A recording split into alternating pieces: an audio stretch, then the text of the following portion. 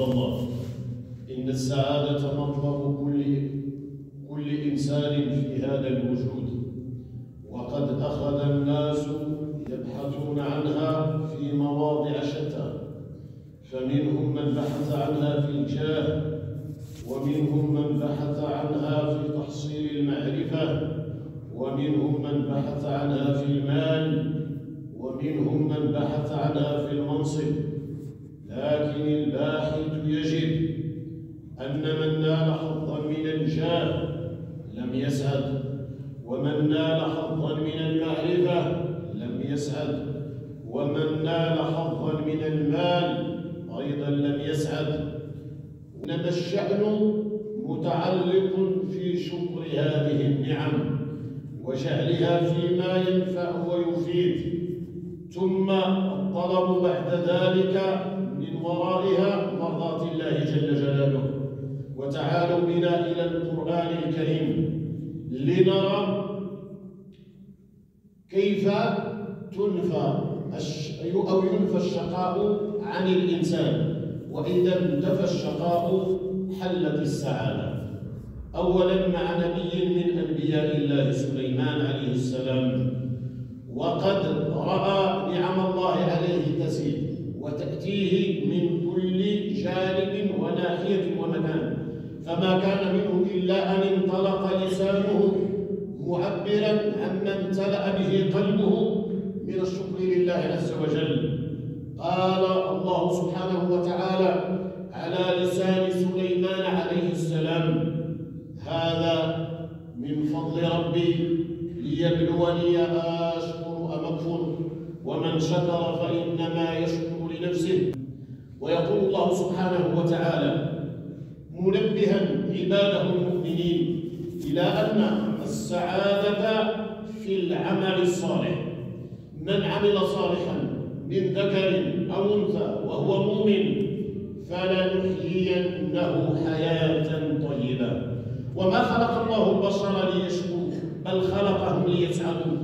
وقد عرف الله الإنسان طريق السعادة وحذره من سلوك الطريق المؤدية إلى الشقاء، فقال: إنا هديناه السبيل إما شاكرا وإما كفورا. وما أسهل طريق السعادة وما أبينها. ولنتذكر أن السعادة شأن متعلق بالنفس لا بالجسد، فالنفس هي التي تسعد وتشقى، وتظهر آثار السعادة على الجسد والأعضاء كما تظهر آثار الشقاء أيضا. فتفرح نفسه بما سمعه أو آتاه أو رآه، وسرعان ما ينعكس ذلك الفرح على جسده وعمله وتعامله مع من حوله وما حوله، والضد بالضد. فإن أتاه خبر يسوءه أو رأى ما يحزنه أو سمع كلمة آلمته انعكس ذلك على جسده، ورؤي في تعاملاته مع من حوله وما حوله.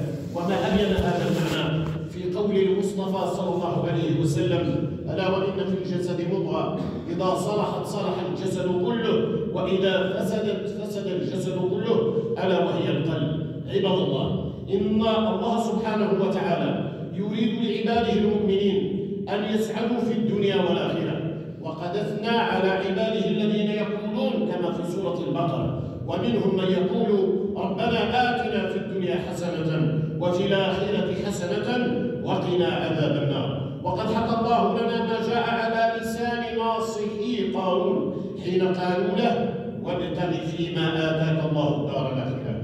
ثم بينوا له طريق السعادة في كلمات قليلة معدودة عظيمة. من عمل بها وجد الحياة الطيبة، بل وجد السعادة في الدنيا والجزاء الأحسن في الآخرة.